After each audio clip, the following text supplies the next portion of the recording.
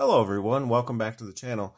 Today we're taking a look at another Star Wars vehicle, and this is the Imperial AT-ST, otherwise known as the Scout Walker.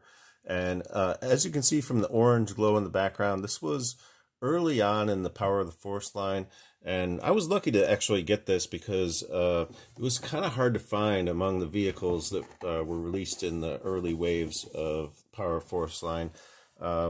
Some things were very common. The X-Wing, certainly Luke's land speeder was very easy to find, but the AT-ST, I rarely ever saw it, and I think maybe I saw it once and didn't buy it, and I regretted it. Ended up having to pay somebody $40, but that's probably twice as much as it was available at retail. So, but on the box you can actually see what the vehicle looks like, and also the feature where you can actually manipulate the legs. Interesting thing, they show a stormtrooper being put into the cockpit of this because at the time when this was released, there was no driver for this vehicle. The AT-ST driver did not come out until they went completely to the green cards and stuff. So, but enough about the box. Let's take a look at the vehicle. So here we have the vehicle, and as you can see, mine has this phenomenon where it's leaning over way to one side, and this is a common thing with the AT-ST.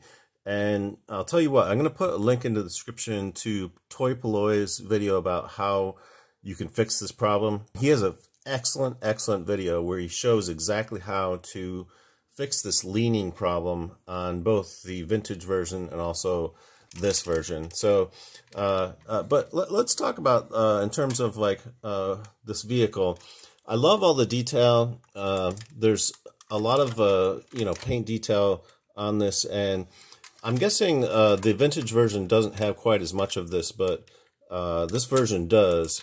Just in terms of the overall sculpting of this, I think they did a fantastic job. And in terms of the gimmick on this, where it's like a walking, so there's this lever on the back where you can basically put it in place. When you want to have it stand, you have it in this position. But then when you want to have it walking, you move it to the other side, and then you get this action. Press the button and it walks. It's more of a stomping action than it is actually walking, but it's a cool gimmick, and I think it works quite well, just in terms of looking like something that's very simple, but also gives some excitement to the vehicle.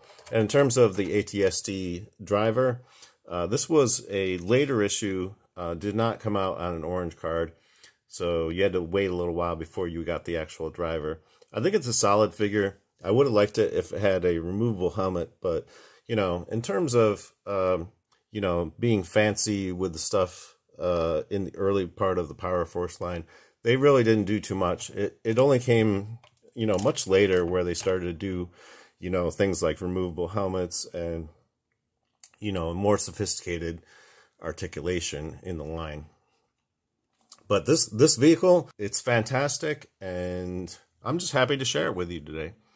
If you enjoyed this video, please give it a thumbs up. And if you'd like to see more installments of Power of the Force Memories, think about subscribing to the channel, because I will be covering a lot more of this stuff in future videos. Until next time, I hope you're having a great day, and may the Force be with you. Thanks for watching.